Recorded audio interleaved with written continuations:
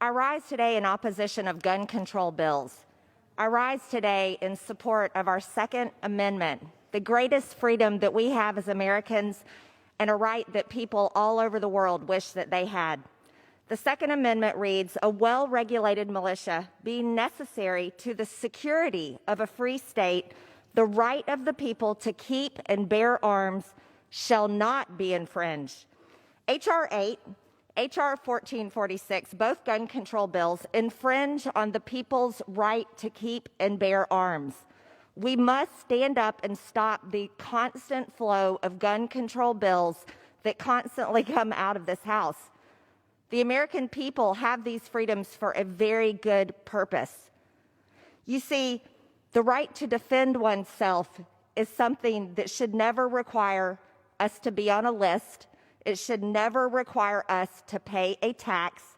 It should never require us to wait to be able to purchase a firearm to defend ourselves. It should never require rules or shame or condemnation from another American.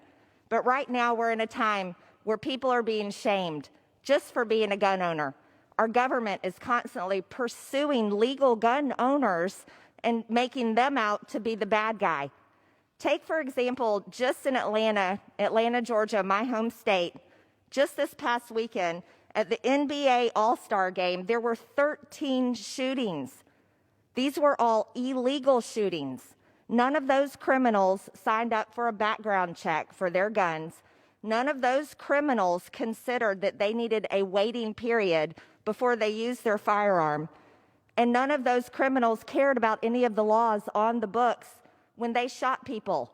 Criminals don't care about gun laws. Criminals just don't care. They're going to commit their crime. They're going to murder someone, whether they have a legal gun, an illegal gun, a knife, a hammer, or you name it. They're criminals. They break the law. H.R. 8 requires a background check on gun owners. Everyone knows that a background check, you have to sign up all your information to get the background check done, is actually nothing but a national gun registry list. And everyone knows that a registry list leads to gun confiscation later on. This is what gun owners know.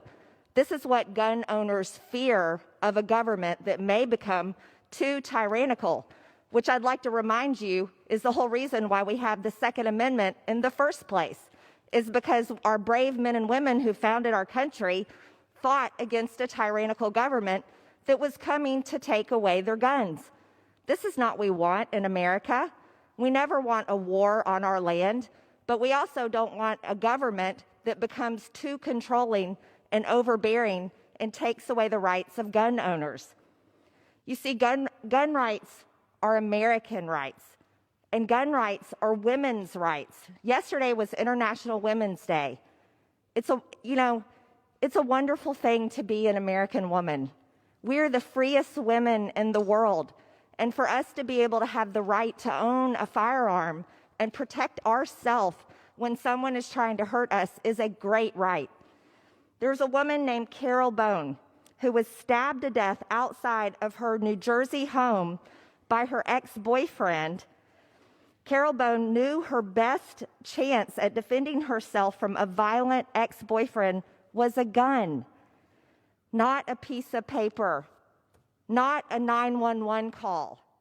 She knew her ex-boyfriend was violent and he wanted to kill her, so she went to go buy a gun.